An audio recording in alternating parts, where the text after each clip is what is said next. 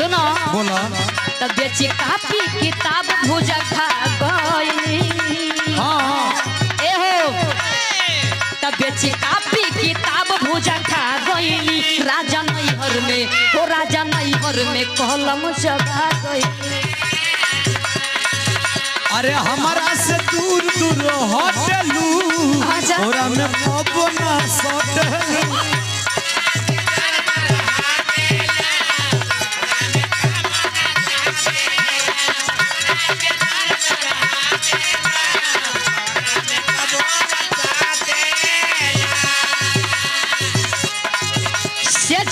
लड़ाई रोज लड़त रही राजा। एकदम हम ना लड़ब ना लड़बू ना लड़बू।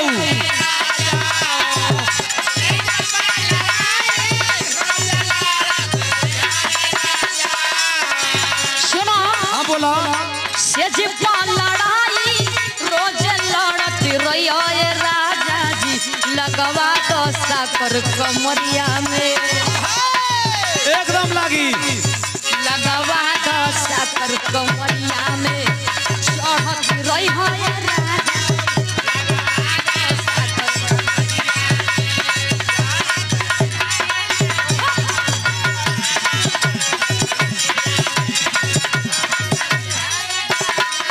हम ना चढ़बू।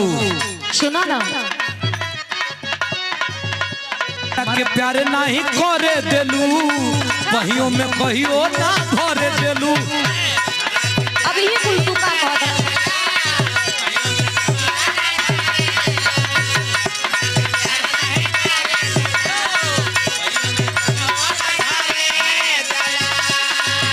अरे हमारा के प्यारे नहीं करे देलू वहियों में कहियो ना धरे देलू।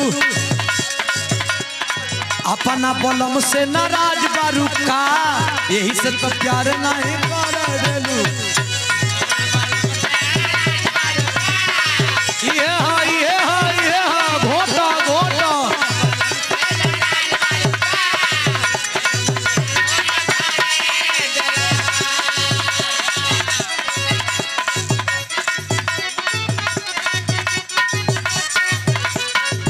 लड़की कहती है वही गाँव संगे ओ लोड सहे वाला रहे दा रोड वही पर रेल पटरी बिछाई दी हना।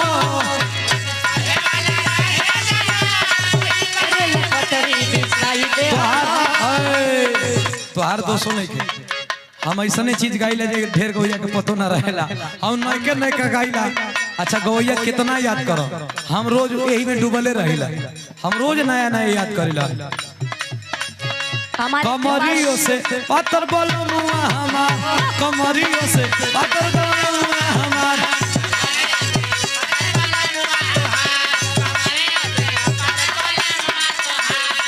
सुना ना बोलो ना ए राजा पहले नियन नहीं मानेलो। कैसे माने हो पाओ बढ़ बढ़ के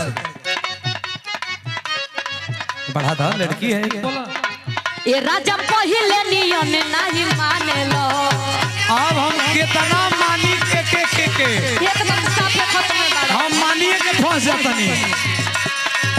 अपना में हरी के घर ले जाने लो। हाँ मर्दों के घर लेखा तू जाना तो हम करें। कमी भइले बलम तारा प्यार में चीजें कहूँ सिंगार के नाने लो।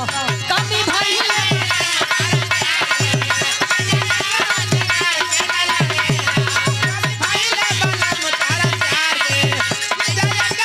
सुना सुना तू पागल आई रहलू।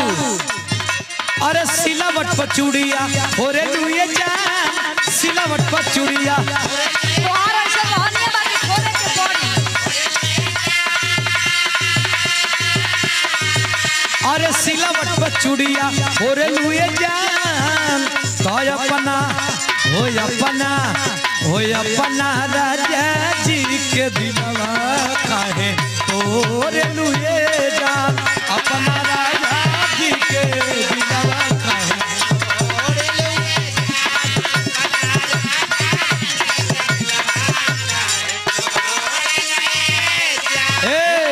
तोहरा पढ़ाई नइखे कोनो जोड़ हो।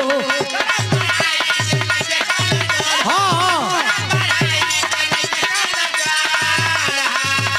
अरे बोले लू तो इंग्लिश के तोड़ दे गोड़ हो।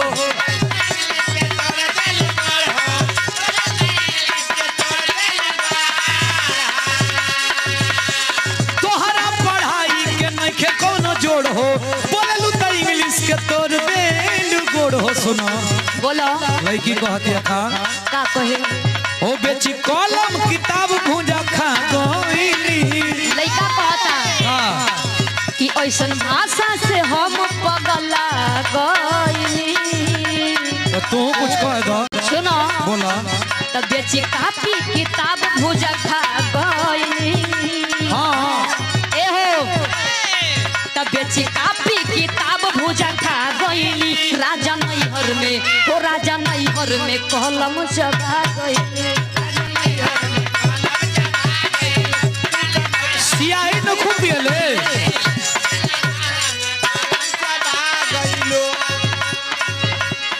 हो राजा नैहर में कलम चबा गईली। हो राजा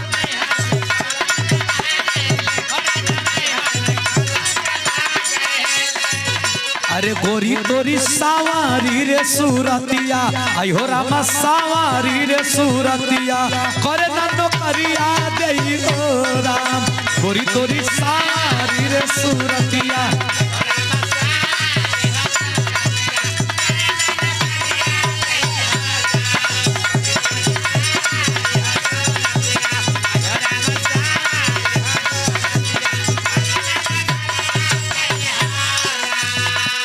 पिया जनी जोई हो गुरु बाबा।